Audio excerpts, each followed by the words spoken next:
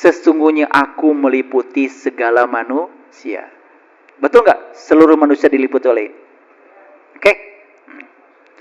Jadi sesuatu yang selama ini kita sebut kosong, ternyata tidak benar-benar kosong. Secara nyata kita bisa merasakan bahwa kita bisa mengambil energi dari ruang kosong ini tanpa batas. Setuju? Berarti ini ruang energi? Oke. Dan kita diliputi oleh energi? Oke. Berarti Allah mengatakan, sesungguhnya aku meliputi kamu, sedangkan kita diliputi oleh energi. Berarti Allah itu sebetulnya siapa?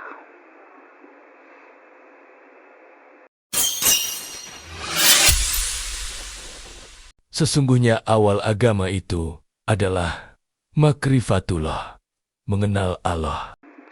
Perubahan metodologi apa yang harus dilakukan sekarang? Satu, pelajaran agama untuk anak-anak kita yang sekarang nih, generasi yang milenial ke sini, itu harus menggunakan pendekatan saintifik atau menggunakan pendekatan ilmiah. Bayangkan kalau gurunya tidak mengerti apa itu pendekatan saintifik, tidak mengerti apa itu metode ilmiah, tidak mengerti sama sekali. Nah, pendekatan saintifik itu ya, pendekatan yang menekankan bahwa pembelajaran harus berbasis pada masalah. Nih, saya kasih contoh. Bapak Ibu punya masalah apa tidak? Misalkan masalahnya sederhana. Kok sholat saya nggak khusyuk? Masalah? Itu. Nah, pendekatan itu sekarang harus dari situ. Harus berbasis masalah. Problem based learning. Coba, ibu bapak ngaji, berbasis masalah? Enggak. Berbasis pahala. Berbasis surga. Apalagi bapak-bapak yang sebelah sini, pasti bidadari.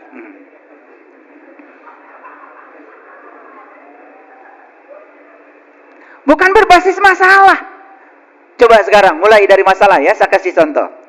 Saya sudah sholat bertahun-tahun, kok saya sholat tidak merasakan apa-apa? Masalah? Masalah. Bagus tuh.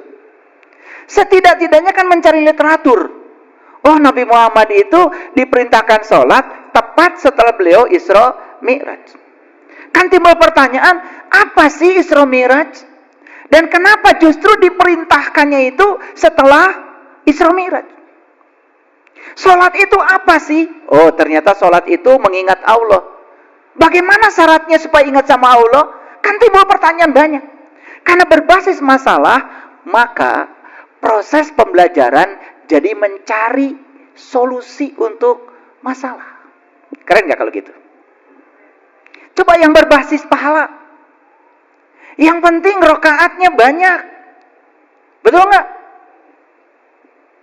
Kita tidak bisa membedakan mana perintah tradisi, mana perintah Al-Quran. Sedangkan di Quran, sholat itu gak usah ngitung rokaatmu, gak usah. Sholat itu instrumen untuk mencegah kamu dari perbuatan keji dan munkar. Kan jelas ayatnya, aqimis sholah, inna sholah tanha anil fasawal munkar.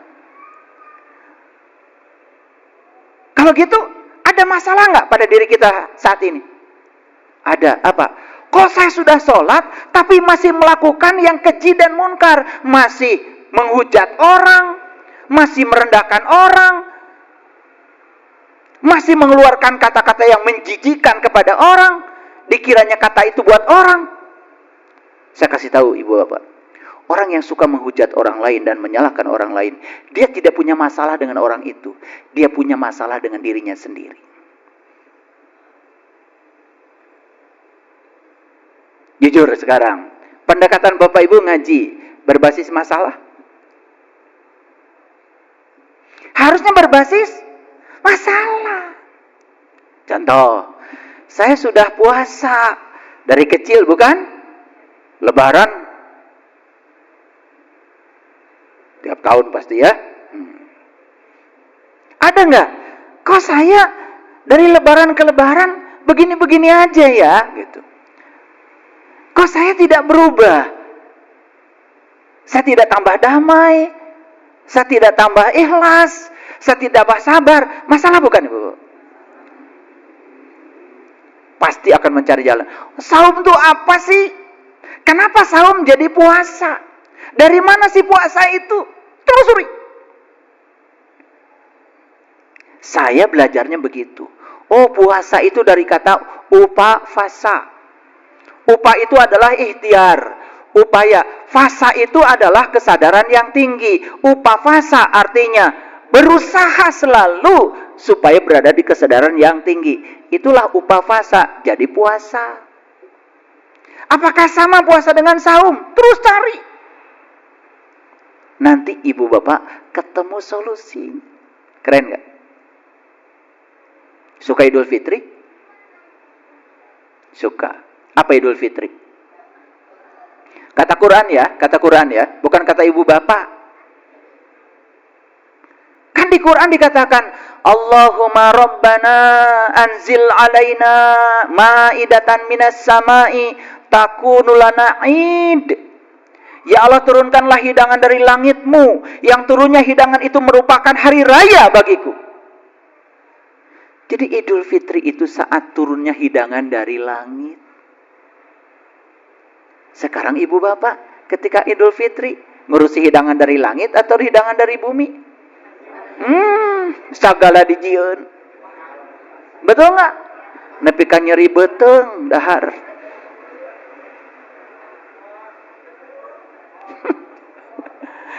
Padahal perintah Quran itu, hari raya itu saat dimana kamu turunnya hidangan dari langit.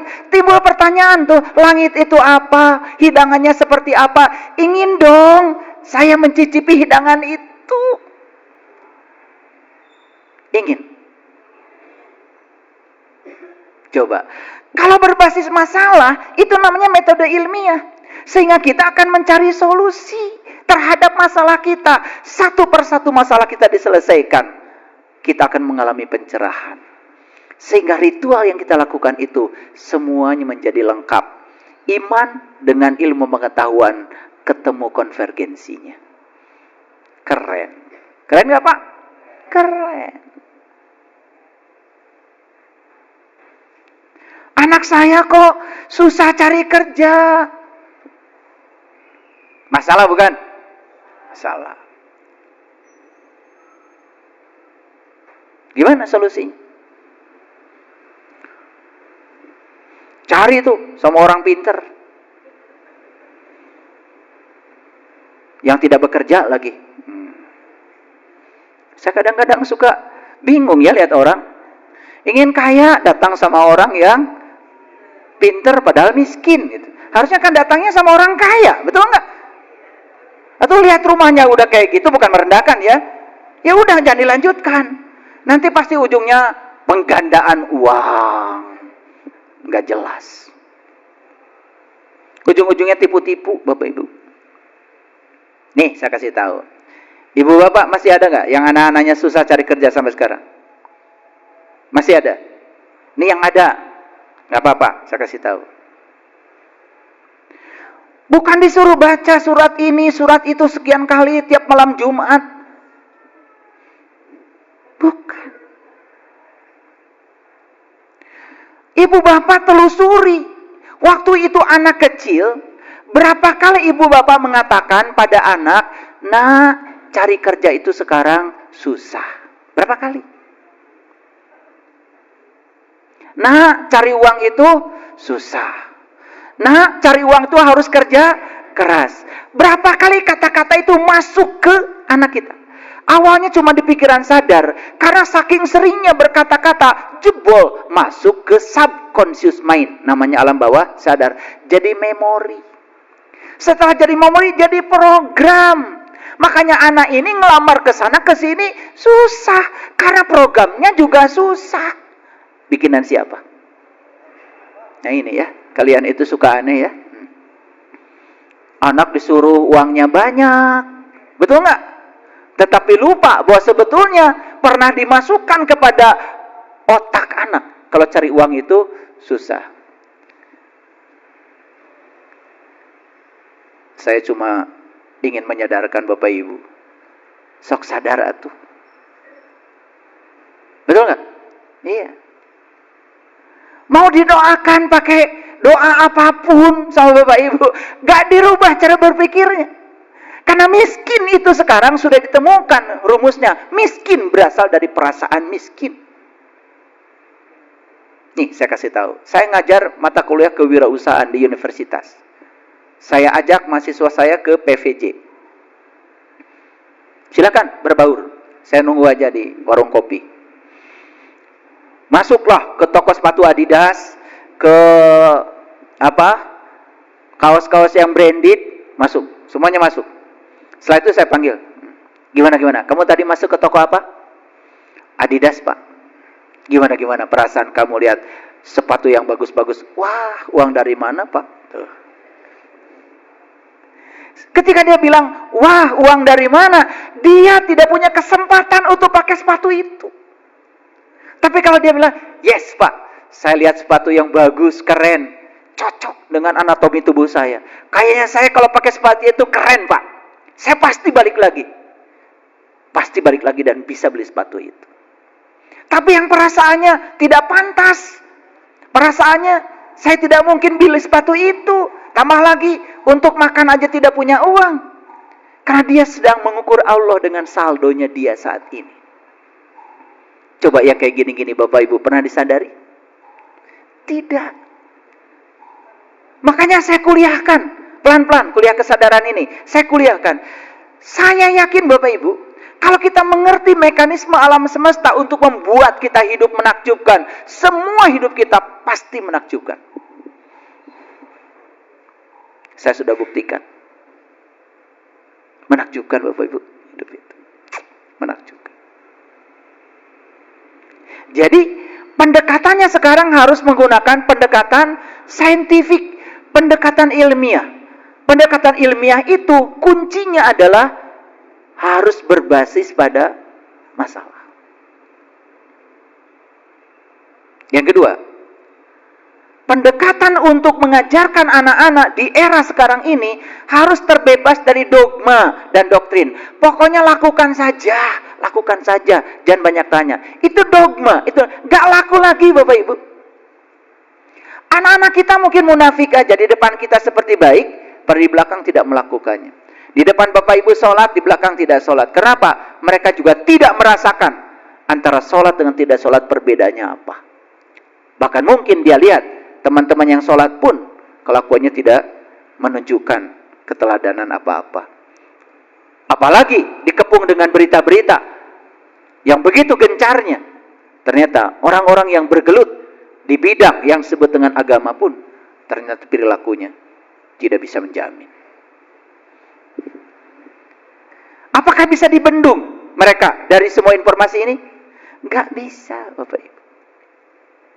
Oleh karena itu, saya ingin kasih tahu ya, ceramah saya hanya untuk orang-orang yang terbuka pikirannya, bukan untuk para skeptis yang tidak siap dengan perubahan, yang masih senang di zona nyaman, masih menggunakan pendekatan-pendekatan jadul zaman dulu. Jangan dengar ceramah saya, skip aja. Sederhana kan? Tidak usah mencaci maki saya. Kasihan. Kan yang rusak Anda. Saya tidak nanggapin. Yang ketiga, pendekatan agama untuk generasi sekarang ini harus menggunakan 3 asas ilmu. 1, harus menggunakan asas koherensi. Apa yang disampaikan kepada mereka tidak boleh bertentangan dengan akal pikirannya. Contoh Bapak Ibu. Contoh sederhana aja. Anak-anak tuh sudah tahu kalau Allah itu bersama mereka. Bahkan anak-anak banyak yang sudah tahu kalau Allah itu dekat. Bahkan lebih dekat daripada urat nadi lehernya. Pusing gak anak? Kalau Allahnya dekat, kemudian rumahnya ada di mana? Pusing kan? Betul gak? Katanya Allahnya dekat. Bahkan lebih dekat daripada urat lehernya. Kalau Allah dekat kan harusnya rumahnya dekat Bapak Ibu. Tapi diajarkan bahwa Allahnya dekat, tapi rumahnya entah di mana. Memenuhi asas koherensi nggak? Bertentangan nggak? Bertentangan. Gimana coba menyelesaikan masalah? Kan harus pinter orang tua. Betul nggak? Disinilah orang tua harus pinter, belajar. Lalu menggunakan otoritas. Kalau kamu nggak nurut sama ibu bapak, pisah. Nah, bukan solusi bapak ibu. Nggak ada bekas anak. Betul nggak? Tuh. Jadi sebetulnya yang guru tuh orang tua atau anak? Nah, sekarang pandang anak kita jadi guru kita. Kreatif nanti bapak ibu. Ngerti tadi? Koherensi, ngerti? Ilmu itu tidak boleh bertentangan dengan akal pikirannya. Pernah nggak bapak ibu ada anak nanya yang kentut pantat yang dibasuh muka? Pernah nggak? Gimana coba menjelaskannya kalau nggak pinter? Betul nggak? Anak-anak generasi sekarang itu lahir di abad 21. Ciri manusia abad 21, kritis, kreatif, kolaboratif, komunikatif. Tidak bisa dibendung Bapak Ibu. Tidak bisa. Dia tidak boleh lagi berhubungan dengan siapa. Nggak bisa. HP-nya dibawa kemana-mana dan dia bisa akses sumber informasi dimanapun. Setuju? Oke. Yang kedua, harus memenuhi asas korespondensi. Bahwa apa yang dibicarakan pada mereka itu harus nyata dan bisa dibuktikan. Gak bisa Bapak Ibu ngomong sama anak-anak, kamu kamu sholat ya, sholat. Nanti kamu dapat pahala di surga, di akhirat. Gak bisa. Gak bisa. Gak bisa. Apa yang mesti dilakukan? Lihat nih Bapak Ibu sholat. Dirasakan oleh anak-anak. Oh iya ya, setelah ibu bapak sholat itu sekarang ibu bapak gak marah-marah lagi, kata anaknya. Ya udah deh, kalau gitu saja mau sholat. Ibu bapak sholat, pakai ilmu. Nanti di akhirat dapat ini, dapat itu. Ibu bapak sendiri masih marah-marah, dikit-dikit jengkel, main usir. Coba, berlawanan gak dengan akal pikiran anak? Cenaka rasa entah ku nusokarar itu teh. Harus memenuhi asas korespondensi. Ini belum pakai ayat Bapak Ibu, saya mau jelaskan dulu supaya tuntas. Nyata dan bisa dibuktikan. Anak-anak sekarang apapun harus bisa dibuktikan Bapak Ibu. Harus bisa dibuktikan. Saya mengajarkan sama anak-anak saya, nah, pikiran dan perasaan itu energi. Saya bilang gitu. Dan ketika kita berpikir dan merasa, sebenarnya kita sedang jadi medan magnet yang memancarkan medan elektromagnetik ke semesta dan menggetarkan apa yang kita pikirkan dan dirasakan. Saya buktikan dengan keseharian saya. Lihat sekarang apa yang ayah lakukan.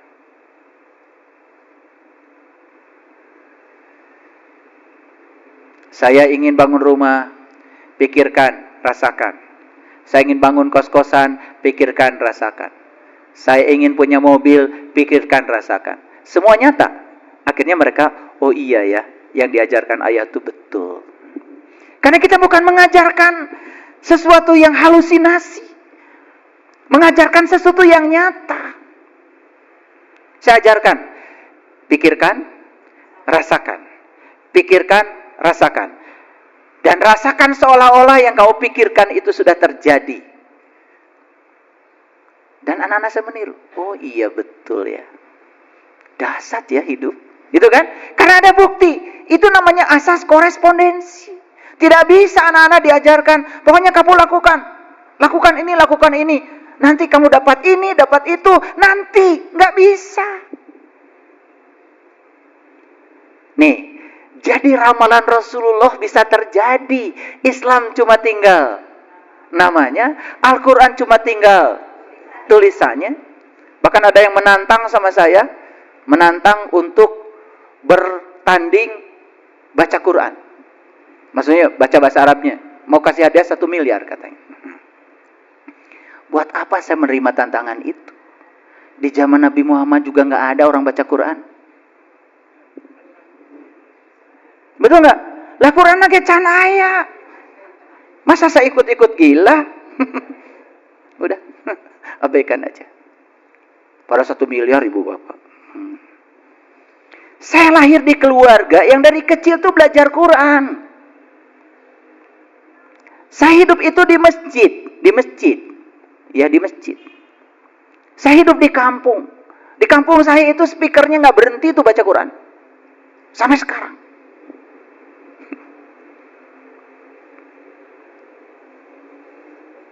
Jadi buat apa saya meladeni pertandingan? Pertandingan itu namanya musabaqah. Agama itu bukan untuk dipertandingkan. Agama itu harus ditunjukkan. Akhlak kita lebih baik atau tidak. Itulah.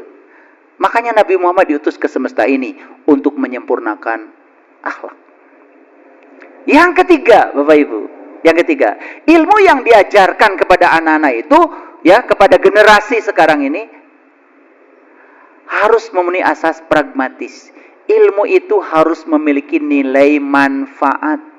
Masih ingat gak tadi?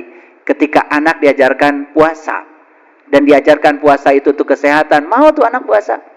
Karena dia mau sehat. Dia mengerti bahwa sehat itu penting. Untuk anak seperti itu, gak masuk dogma-dogma pahala, surga, neraka. Gak masuk. Belum masuk. Perlu penjelasan lagi. Apalagi gak bisa menjelaskan. Bapak Ibu ditanya sama anak, pahala itu apa? Oh, pahala itu nama bis, nak. Pahala kencana. Tambah pusing kan anak kita, betul nggak?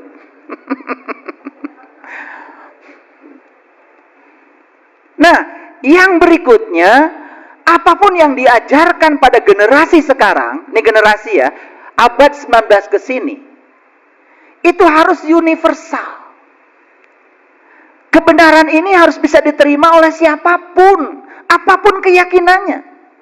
Gak bisa dia kooptasi, apalagi diajarkan yang lain salah, yang ini paling benar. Gak bisa, kalau mereka tidak bisa menerima argumen itu yang masuk akal.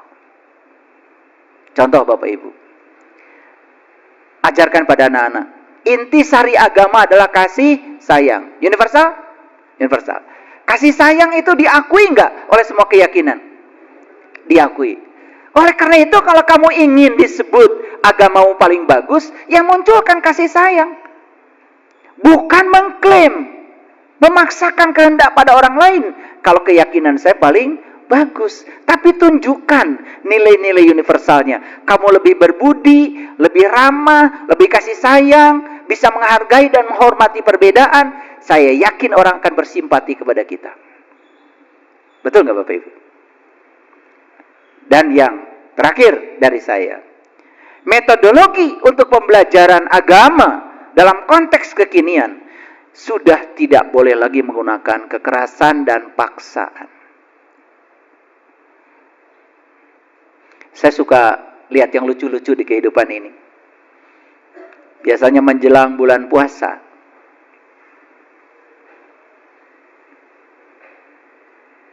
ada yang risetnya tidak terlalu serius. Kejahatan di bulan puasa ternyata meningkat. Apalagi menjelang Lebaran. Bahkan orang mudik merasa tidak aman. Padahal habis puasa. Lucu kan? Digembleng 1 bulan puasa, ya, tetapi kejahatan meningkat. Bahkan menjelang Idul Fitri, orang-orang mau pulang kampung pun merasa tidak aman. Dan banyak kejadian mereka yang pulang kampung, rumahnya dibobol maling.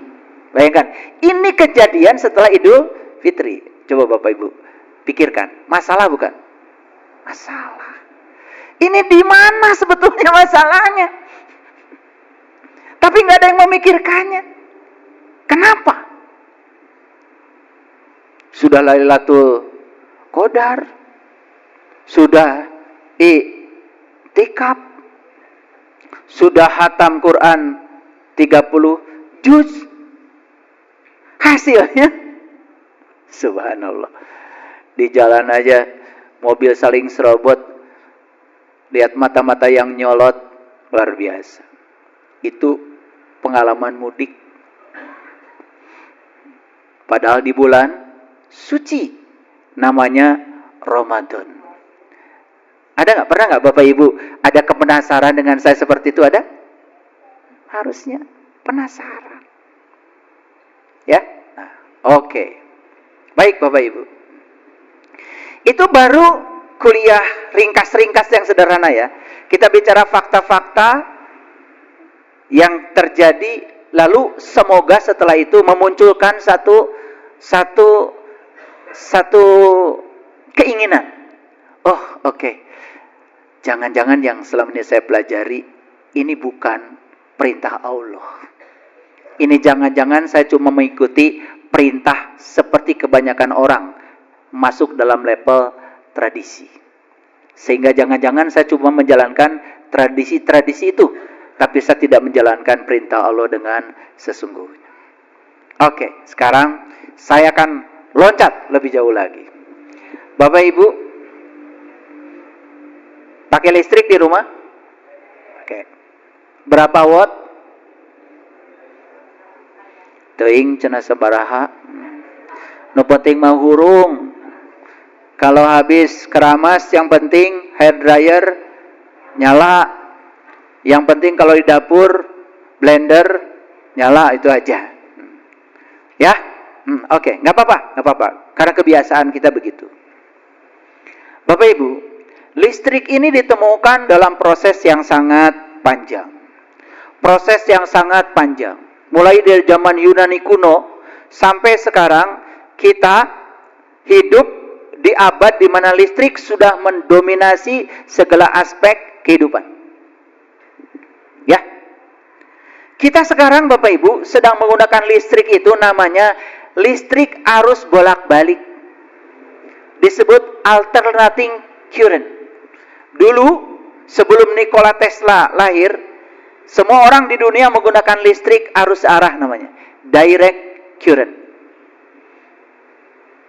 Dan ternyata lompatan teknologi membuat sekarang ini semua orang bisa menggunakan listrik, dan listrik yang digunakan itu dibandingkan dulu zamannya arus arah ke arus bolak-balik mengalami loncatan yang sangat luar biasa, lebih efektif dan efisien penggunaannya.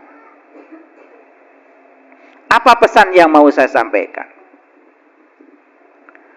Kita ini kan terkadang sekarang ini tidak pernah tahu asal usul, sehingga rasa syukur kita terhadap apa yang ada ini kurang.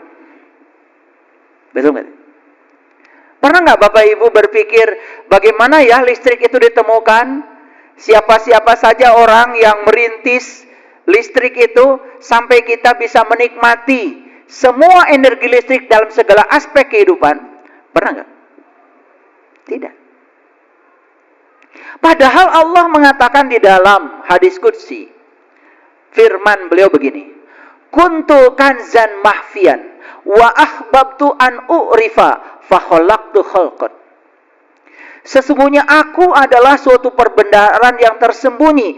Aku ingin agar aku dikenali, maka aku ciptaan alam semesta ini sebagai ciptaanku, agar dengan ciptaan itu kalian dapat mengenali aku.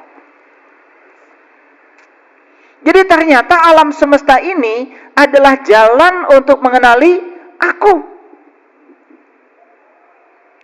Jadi ilmu pengetahuan itu sekarang sudah menjadi pintu, portal untuk memasuki, mengungkap segala rahasia yang tersembunyi di alam semesta.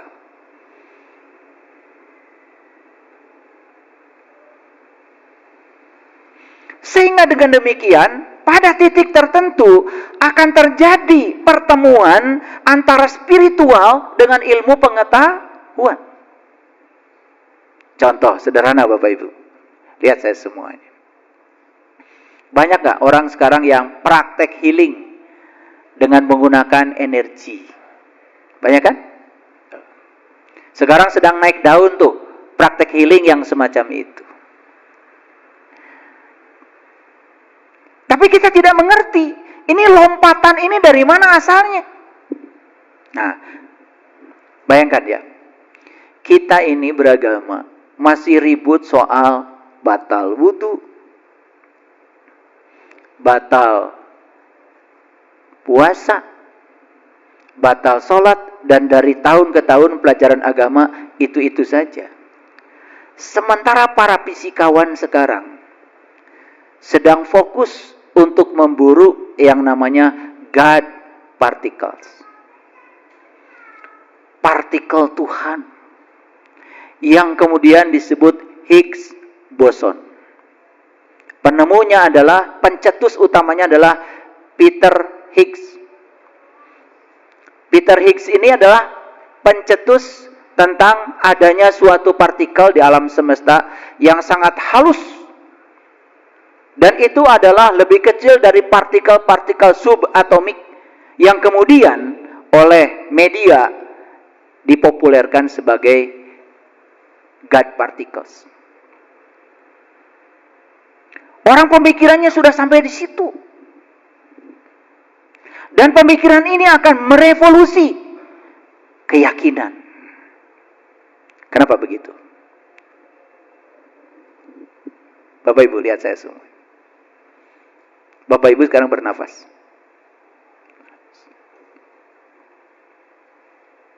Dari mana nafas itu diambil? Dari sini. Oke? Dari sini kan?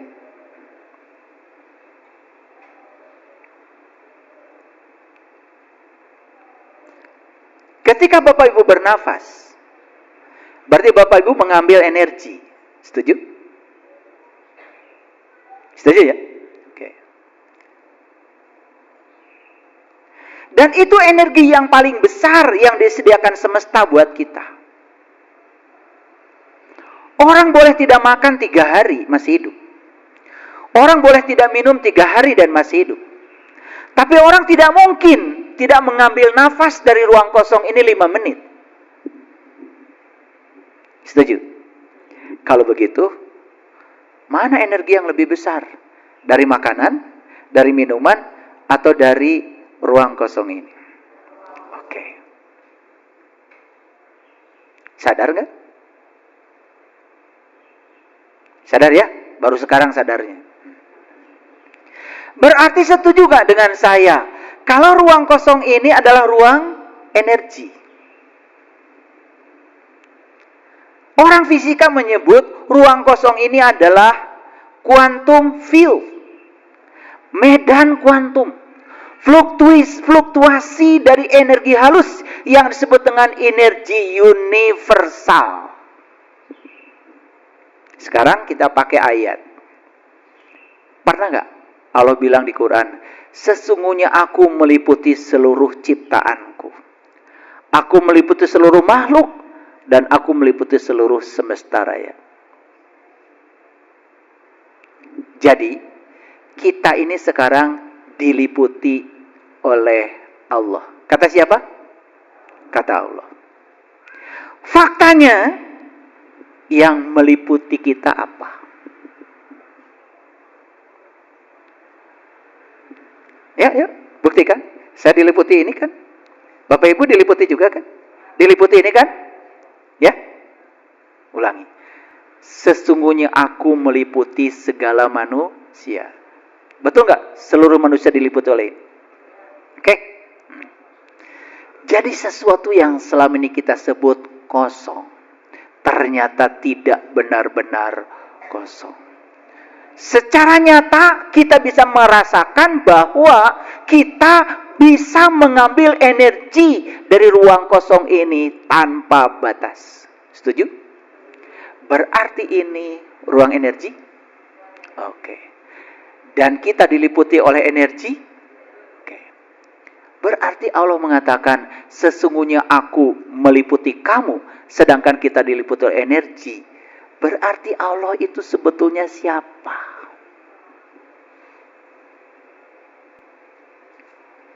Makanya ada hukum kekekalan energi. Energi itu tidak bisa diciptakan dan energi tidak bisa dimusnahkan. Nah, yang tidak bisa diciptakan, tidak bisa dimusnahkan, siapa?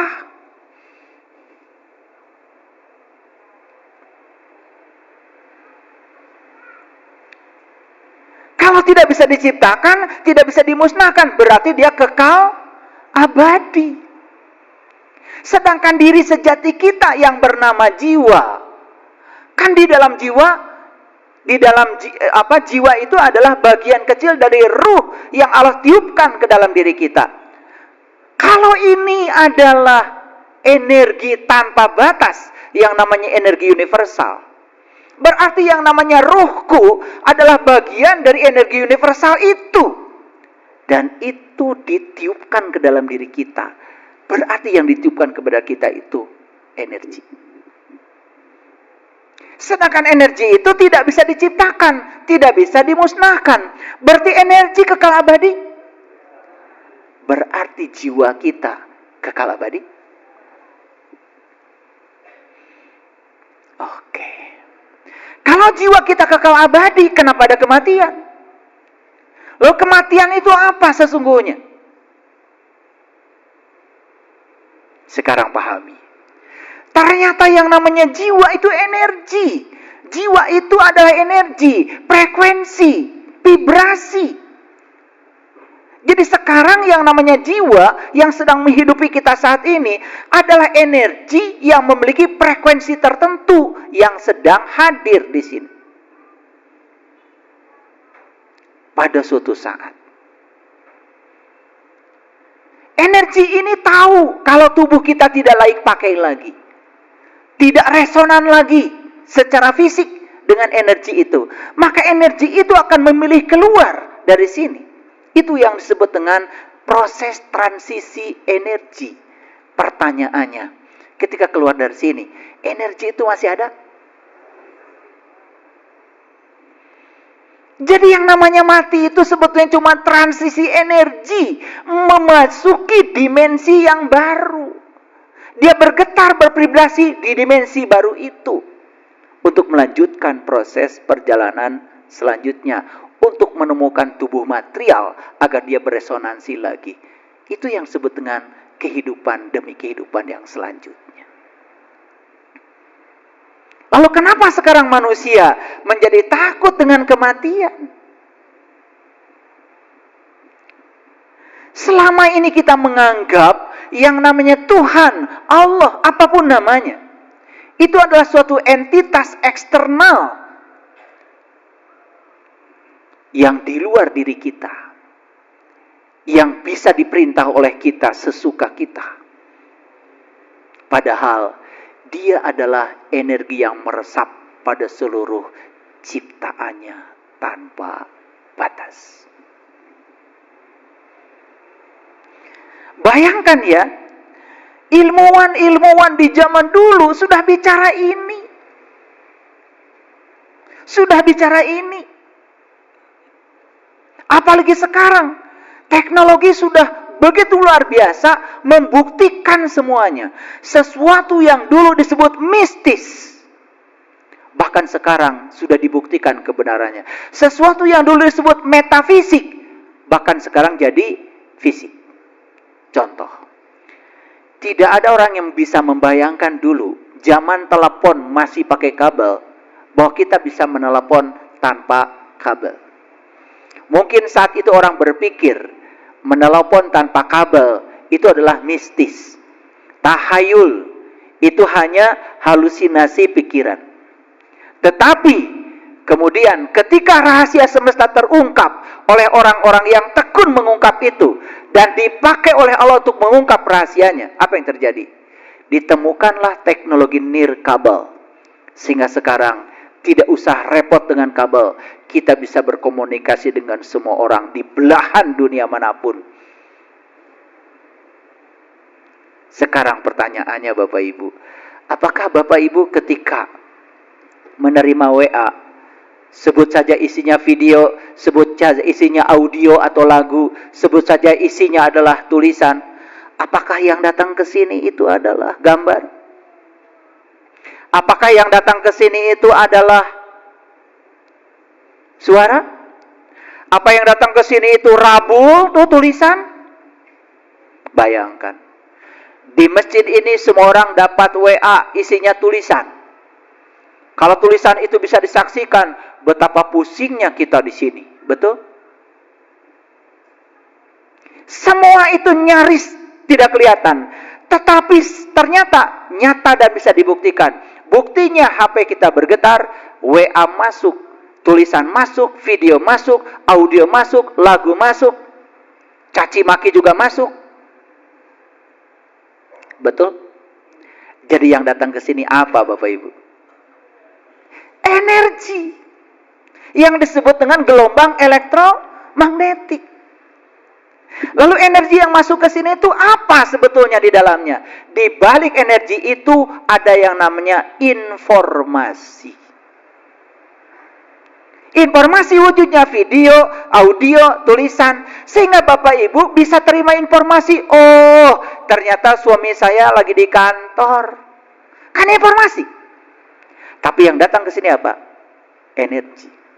Jadi di balik energi ada apa? Informasi. Kan semua yang mau disampaikan bukan energinya. Yang mau disampaikan adalah informasinya. Setuju? Sekarang Bapak Ibu, di sini ada lautan energi. Apakah di sini ada informasi? Kenapa ya sekarang kita tidak bisa menangkap informasi yang berjubel di sini? Kenapa ya para nabi, para rasul bisa menangkap informasi yang berjubel di sini? Kok kita tidak bisa? Di mana perbedaannya? Perbedaannya, para nabi, para rasul dan orang-orang suci hidup selaras dengan alam. Maka dia menjadi sefrekuensi energinya dengan energi universal yang ada di alam ini. Sehingga setiap saat terjadi resonansi. Apa yang terjadi?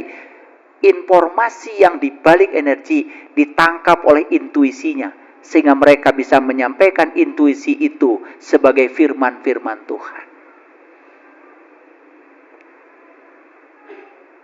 Keren gak kalau dipahami begini? Jadi apa itu wahyu? Wahyu itu sebetulnya getaran-getaran ilahi. Energi. Kalau itu bisa ditangkap, bisa. Gimana caranya? Resonansikan dirimu dengan frekuensi universal dari alam semesta ini. Itulah kenapa agama, kamu gak boleh bohong, kamu harus jujur, kamu jangan nyakitin orang, kamu jangan iri, jangan dengki. Semua itu adalah kegelapan yang membuat kita menjadi beda frekuensi dengan frekuensi universal alam semesta. Itu yang menyebabkan kita merasa terasing di kehidupan ini.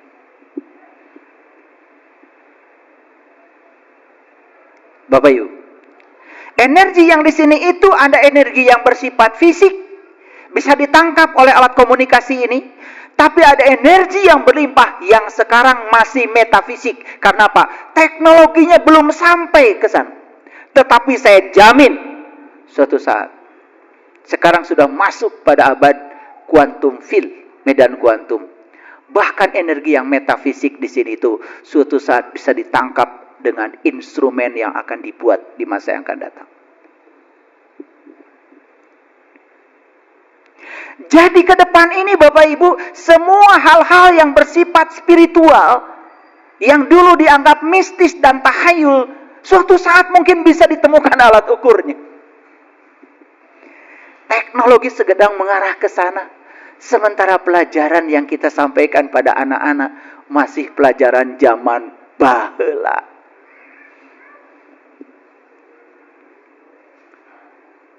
Sementara anak-anak disuruh belajar bioteknologi, bioelektrik, biofisika, kuliah di perguruan tinggi, dan mereka menganggap pelajaran yang mereka dapat di universitas seakan-akan itu adalah urusan duniawi yang terpisah dengan agama. Karena kita memahami agama bahasanya harus bahasa tertentu. Sedangkan bahasa energi universal ini adalah bahasa universal. Bahasa rasa yang bisa ditangkap oleh akal universal. Oleh karena itu tubuh kita ini punya 5 tubuh. Yang pertama, tubuh spiritual. Yang kedua, tubuh intuisi. Yang ketiga, tubuh energi. Yang ketiga, tubuh mental. Yang keempat, tubuh energi. Dan yang kelima adalah tubuh fisik yang paling kasar. Nah, sekarang, Bapak Ibu, tubuh fisik yakin yang paling kasar? Oke, ada berapa tubuh tadi? Tubuh spiritual, paling tinggi. Tubuh intuisi. Tubuh mental. Tubuh energi. Tubuh fisik. Setuju ya? Tubuh fisik paling kasar? Oke. Sekarang kita sedang menangkap semua yang ada di alam semesta ini sebagai realitas dengan menggunakan tubuh fisik, bukan? Setuju? Setuju ya? Di tubuh fisik ada yang namanya panca indera. Nah, panca indera ini berarti terbatas atau tidak terbatas? Contoh, panca indera tidak bisa melihat semua gelombang elektromagnetik yang ada. Ada gelombang elektromagnetik yang masuk ke HP ini nggak bisa lihat. Cahaya yang tidak tampak. Cahaya yang bisa disaksikan oleh panca indera cuma cahaya ini aja, yang warna putih. Padahal di sini ada banyak spektrum gelombang elektromagnetik yang tidak tampak. Terbatas? Oke. Telinga kita hanya bisa mendengar 20 Hz sampai 20.000 Hz. Di bawah 20 Hz gak terdengar. Di atas 20.000 tidak terdengar. Gak jelas lagi. Bahkan rusak telinga kita. Ada batasan? Oke.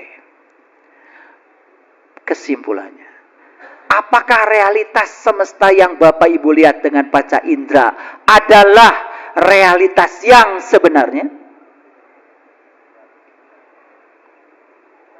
Bukan. Karena kita melihat dengan sesuatu instrumen yang sangat terbatas. Kesimpulannya, apakah realitas ini misteri? Apakah di sini banyak rahasia? Banyak. Apakah di sini ada rahasia yang tanpa batas? Ini masalah. Dulu setelah Islam itu ditinggalkan Nabi Muhammad, lahirlah ulama-ulama besar, penulis-penulis tafsir, dengan pemikiran mereka yang cocok di zamannya mereka sendiri-sendiri.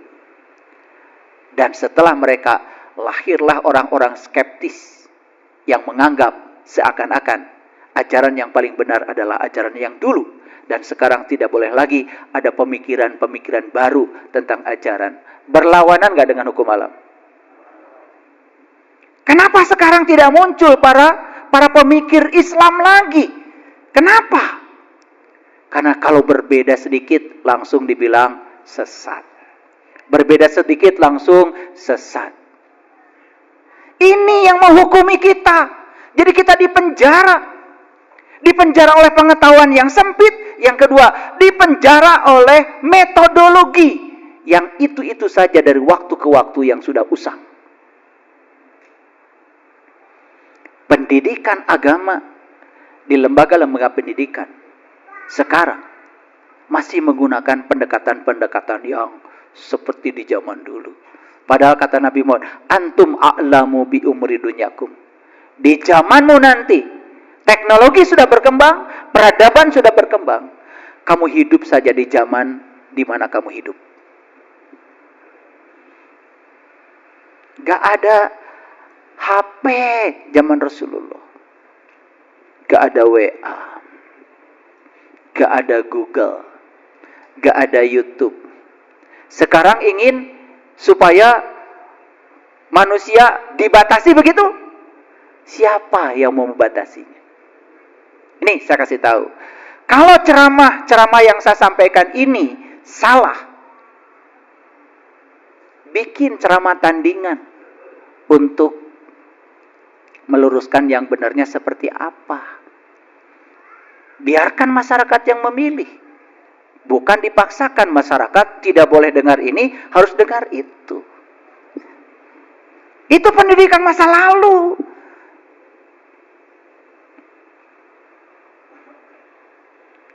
Jadi hari ini kuliahnya agak berat sedikit. Oke. Berarti jiwa ini energi bukan? Energi. Berarti jiwa itu kekal apa tidak? Kekal. Jadi sebutnya ketika kita mati, jiwa kita tidak hancur. Akan meneruskan perjalanan dalam dimensi frekuensi dan vibrasi yang baru. Energi sama dengan konstanta kali frekuensi. Energi dalam fisika adalah H, konstanta Planck dikalikan frekuensi. Jadi di alam semesta ini ada suatu konstanta. Ada yang konstan. Dan agar energi meningkat, tidak boleh meningkatkan yang konstan. Rubah frekuensinya. Makanya kita berbuat amal. Kita memberi pada orang. Hadirin, tidak ada pemberian buat orang lain. Semua pemberian adalah meningkatkan frekuensi kita. Sehingga energi kita naik. Saat kita keluar dari sini, kita punya dimensi baru. Dan kita akan terus melanjutkan perjalanan kita. Naik frekuensinya, naik energinya, naik frekuensinya, naik energinya. Terus sampai kita bisa resonan kembali dengan energi universal yang ada di semesta ini. Disitulah kita akan mengalami innalillahi wa inna ilaihi raji'un. Saya coba menahan diri. Saya menjelaskan ini tidak menggunakan fisika yang rumit. Tidak menggunakan teori-teori yang disampaikan oleh para ilmuwan yang rumit. Seperti Nikola Tesla, Biot Savart, ya, Wilson Sommerville, ahli-ahli fisika kuantum. Saya menghindari dari itu. Saya coba membuat semuanya supaya koherensi, korespondensi, dan pragmatis. Jadi Bapak Ibu, setelah ini tidak usah takut lagi dengan kematian. Kan tidak ada yang mati. Kan jiwa abadi. Kalau tubuh ini diganti dengan tubuh yang baru, justru bagus daripada tubuh ini. Tubuh lama, udah letoy. Betul nggak? Bukankah itu adalah karunia semesta yang sangat luar biasa?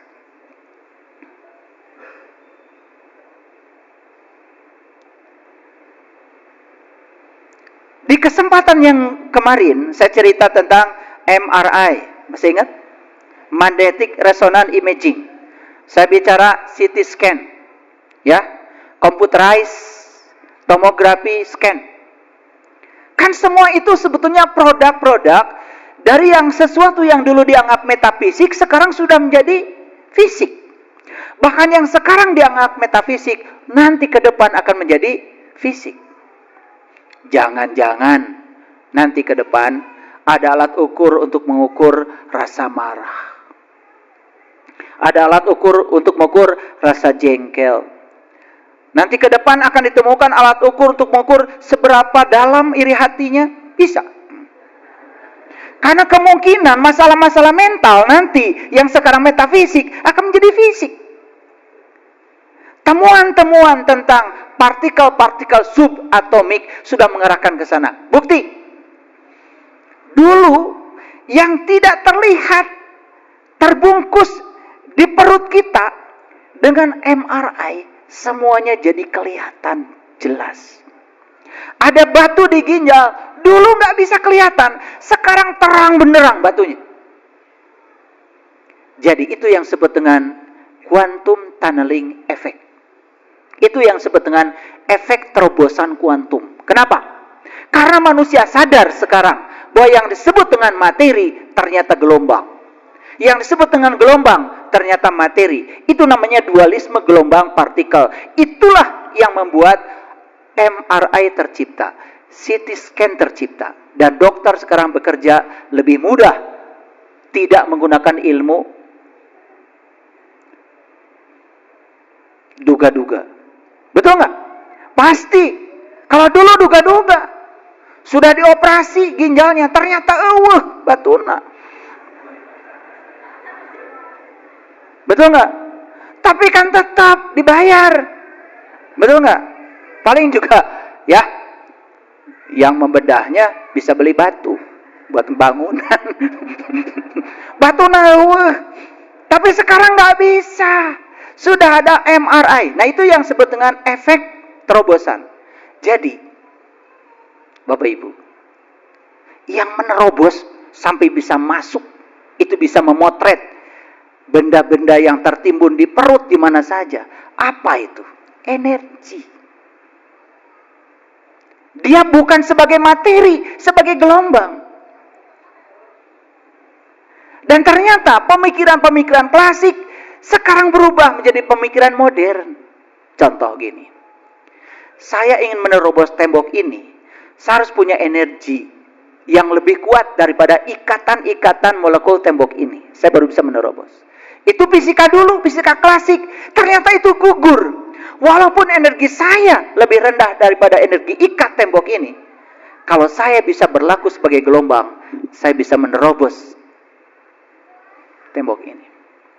Gagal teori fisika klasik yang dulu diganti dengan fisika. Makanya fisika modern berbicara tentang probability, kemungkinan.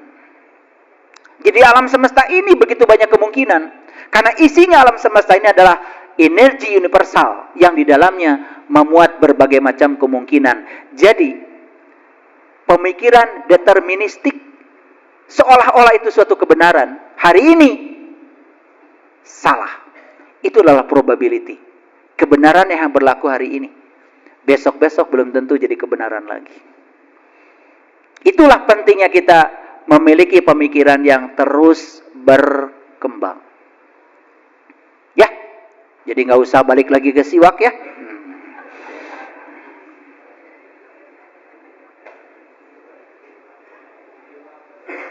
Kalian buka puasa makan kurma. Maniasa soleh. Karunya atau tukang ganas, tukang salak. Bu, korma wae. Nah ibu, buka saumna ngau korma. Rasulullah juga dulu pakai kurma. Bu, Rasulullah pakai kurma bukan sebagai ajaran. Waktu itu di Arab, eueuh deui dahareun.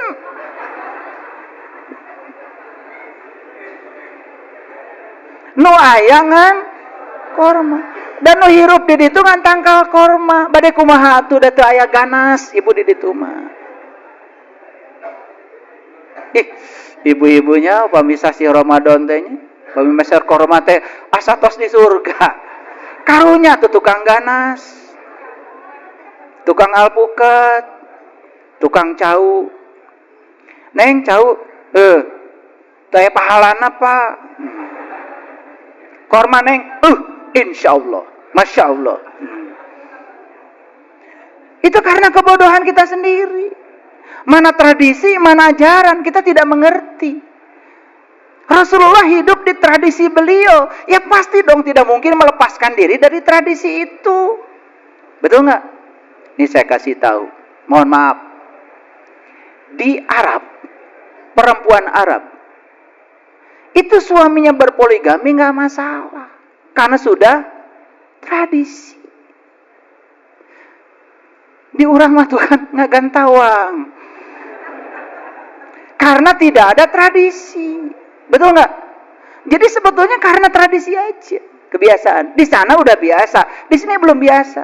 Nah, tradisi sana tentu saja tidak bisa dong dibawa ke sini. Betul nggak? Karena tradisi ini berbeda. Makanya benar kata Gus Dur, kalau kamu mau beragama Islam lah, tapi tidak mesti jadi orang Arab. Kalau kamu beragama Hindu saja, tapi tidak mesti jadi orang India. Kan gitu kata Gus Dur. Beragama apapun tetap bangsa Indonesia merdeka. Oke. Jadi ini kuliahnya agak berat memang ya, tetapi mengerti ya sedikit. Pesan spiritualnya adalah bahwa kita dikepung oleh energi. Bahkan energi tanpa batas ini mungkin suatu saat bisa diberdayakan untuk kepentingan manusia. Sekarang manusia berfokus pada energi matahari, energi fosil yang nampak. Tapi teknologi akan mengantarkan kita suatu saat Ketika hilang energi matahari, hilang energi fosil, manusia akan sampai untuk menemukan energi tanpa batas di sini. Pasti itu. Ilmu pengetahuan sedang menuju ke sana. Makanya di Swiss sudah ditemukan pemercepat subatomik. Dan apa yang dicetuskan oleh Peter Higgs tentang Higgs boson sekarang sudah menjadi kenyataan. Ternyata Higgs boson ternyata memang benar-benar ada. Teknologi akan berubah ke depan. Gaul dikit ya. Gaul dikit. Terima kasih. Assalamualaikum warahmatullahi wabarakatuh.